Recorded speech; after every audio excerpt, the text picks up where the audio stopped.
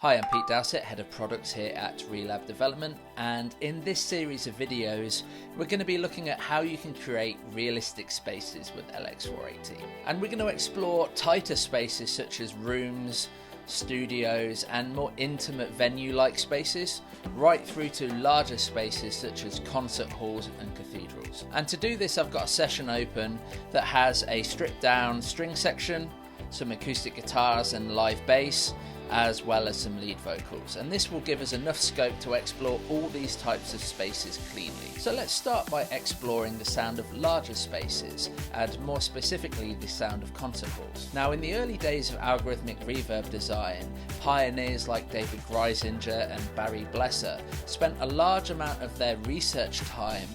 discovering what makes the sound of a concert hall unique and try to reproduce that digitally. Concert halls were a fairly obvious place to start because music goers and music lovers have been enjoying the sound of concert halls for hundreds of years, and long before electronic amplification, if you wanted to amplify a sound or have large gatherings of people watching musicians, you had to rely on natural acoustics to amplify the sound. Concert halls have a lot of interesting properties that make them great for studying psychoacoustics and acoustics in general. Concert halls have a few natural properties that make them great on many instruments inside a mix. One of these attributes is the fact that they tend to be larger spaces and therefore have a longer reverb time. This means that they'll naturally amplify a sound for longer and it will decay into the distance because the high frequencies are more easily absorbed by the environment,